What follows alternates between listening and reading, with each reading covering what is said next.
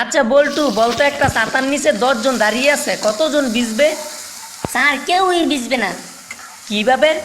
Sir আপনি তো বলেননি যে বৃষ্টি হচ্ছে, তাহলে ভিজবে কেন? বল্টু, তোর কি হয়েছে? স্যার আমার বাম গালে ব্যথা হচ্ছে। আচ্ছা এদিকে আয়, হাত বুলিয়ে দিচ্ছি, সেরে যাবে। স্যার আমার পাইলসেরও সমস্যা আছে, সেটাও কি সারবে? বলো তো বল্টু, মেয়েদের লজ্জা বেশি না ছেলেদের লজ্জা বেশি? ম্যাডাম অবশ্যই ছেলেদের। কিভাবে? ম্যাডাম সব ফিল্মে মেয়েরা হাফ প্যান্ট পরে, কিন্তু ছেলেরা পরে ফুল প্যান্ট। মনে করো একটা আম গাছে 16টা কলা আছে, সেখান থেকে 13টা জাম্বুরা পেরে নেওয়া হলো। গাছে কয়টা লেবু বাকি থাকবে বলো তো দেখি? স্যার 9টা হাতি। বাহ, তুমি কিভাবে জানলে? কারণ স্যার আমি সকালে ছাগলের ডিম দিয়ে ভাত খাইছি। বলো তো বল্টু, তুমি বড় না তোমার বাবা বড়? আমি ম্যাডাম।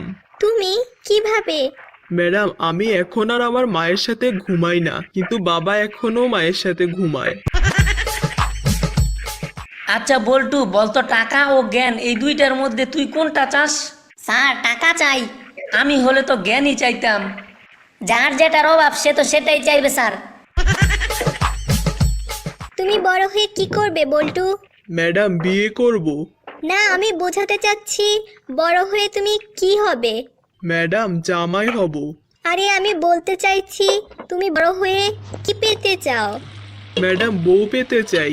গাধা, তুমি বড় হয়ে মা বাবার জন্য কি করবে? ম্যাডাম বউ নিয়ে আসবো। গর্ধব একটা, তোমার মা বাবা তোমার কাছে কি চায়? ম্যাডাম নাতি নাতনি চায়। হে খোদা, তোমার জীবনের লক্ষ্য কি? ম্যাডাম বিয়ে করা। বল্টু, তুমি ইতিহাসে কাকে বেশি ঘৃণা করো? স্যার ঈশ্বরচন্দ্র বিদ্যাসাগরকে। কেন, উনি তো একজন মহান ব্যক্তি ছিলেন।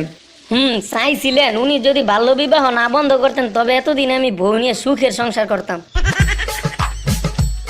বলো তো আম উপরের দিকে না পড়ে নিচের দিকে পড়ে কেন? ম্যাডাম উপরে খাওয়ার মানুষ নেই তো তাই। এই শিখেছিস? আচ্ছা বল, লোহার তৈরি জাহাজ পানিতে ভাসে, কিন্তু লোহার টুকরো পানিতে ভাসে না কেন? লোহার তৈরি জাহাজ ভেসে থাকে কারণ এর চালক আছে, কিন্তু ম্যাডাম লোহার টুকরোর কোনো চালক নেই, তাই এটি ডুবে যায়। বল্টু পড়া শিখছ? জি স্যার শিখছি। আচ্ছা টুইঙ্কেল টুইঙ্কেল কবিতাটা বলতো। টুইঙ্কেল টুইঙ্কেল লিটল স্টার, আমার টাকা মেরে দিছে headmaster. Up above the world so high, আমার টাকা মেরে তুই পালাবি কোথায়? আচ্ছা ডার্টি ওয়ার্ড দিয়ে একটি বাক্য রচনা করো তো। ঘুম থেকে